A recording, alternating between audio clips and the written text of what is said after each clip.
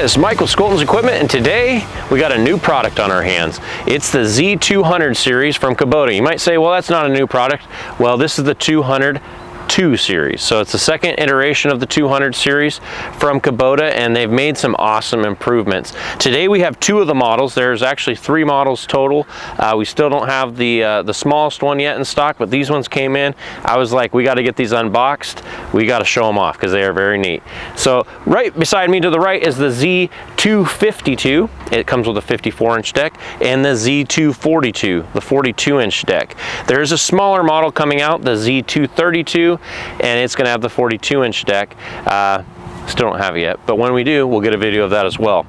You might say, well, what's the differences? It's a lawnmower. It's the 200 series. How much better could have they made it? Well, I said the same things until I was shown what they did. I thought the same things, but now I see what they've done, and it's very good improvements.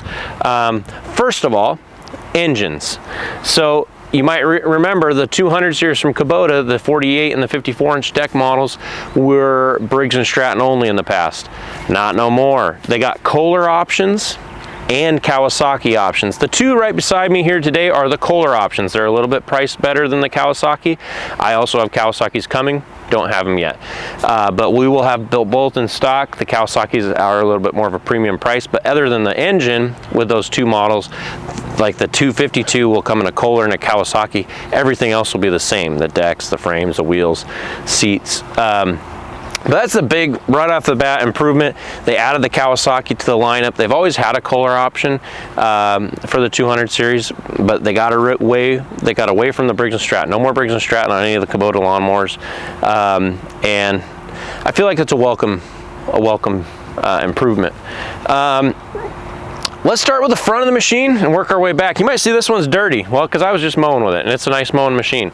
The first improvement you might notice by looking straight onto the machine is this little cutout here.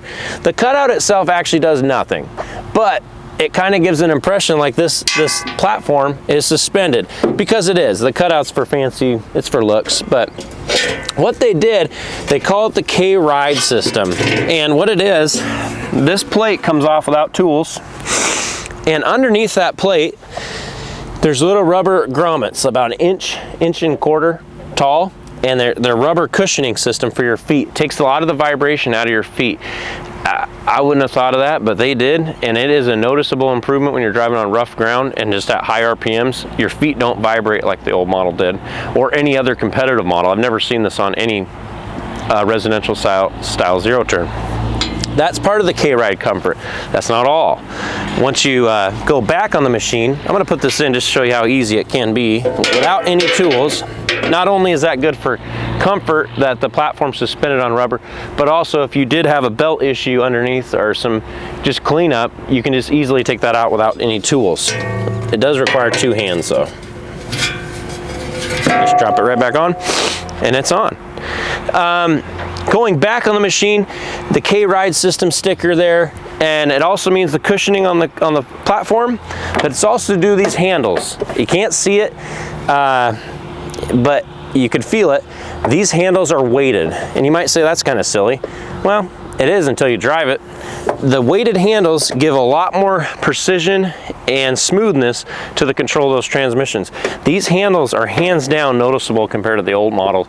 I just drove an old model and I just mowed with that model. It's way better with the weighted handles. So that's part of the K-Ride system. So you got the rubber isolated floor, the weighted handles reduces vibration.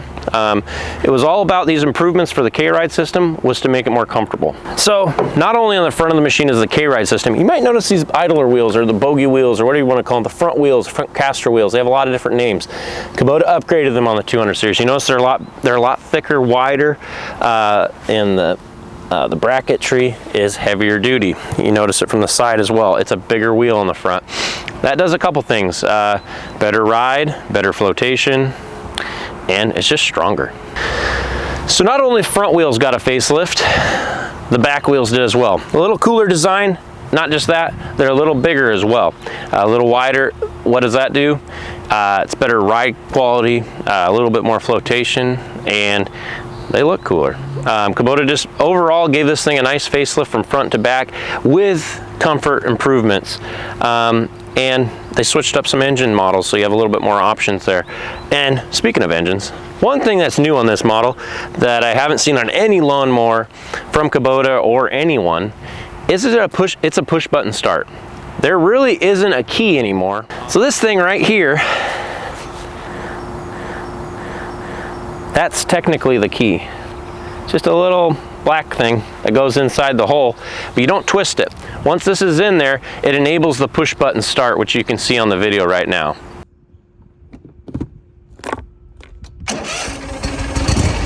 And thinking, when it first came to our dealership, and I was like, this is kind of interesting.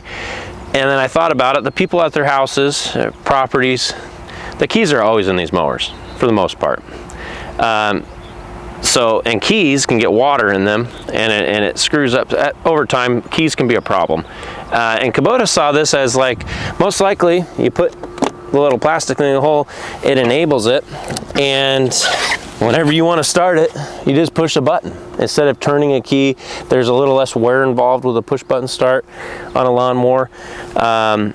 And with lawnmowers, at least at our dealership, we sometimes have the happenstance where people use the wrong keys in lawnmowers, and the keys are not very sophisticated sometimes in lawnmowers, so you ruin key switches sometimes if you're using the wrong key, and that shows over time. It's a neat improvement, and it's cool. You know, it has a good feel. It doesn't feel like a modern car when you just push a button to start it. And you push the button to kill it. Well, that's pretty much it, almost it. There's also a new upgraded covey hole for gloves, lunch, beverages, what have you. It's a big capacity covered hole, waterproof. Forgot to mention that. But anyways, we'll have the 232 coming soon with the Kawasaki engine, 42-inch deck. And we'll also have these two models in the Kawasaki versions coming soon. We'll do a video on those as well. I just want to tell you, if you're skeptical about maybe or have some questions about these lawnmowers and how good they are, I would really encourage you to come drive one and mow one in this field even. You won't notice the differences on this 200 series until you come and mow with it like I just did, and it's a smooth ride. And if you're local and you want to do that, come visit us. It's going to snow tomorrow though, maybe in the mix, rain, crappy weather. We got nice weather today. It's springtime here in the Pacific Northwest, so every day is unpredictable. But if you have a chance and it's a sunny day and you want to give these things a try, don't feel shy. Just stop by or see us online at sculptureequipment.com, where everything's picture and price, including these two babies. See you next time. Thanks.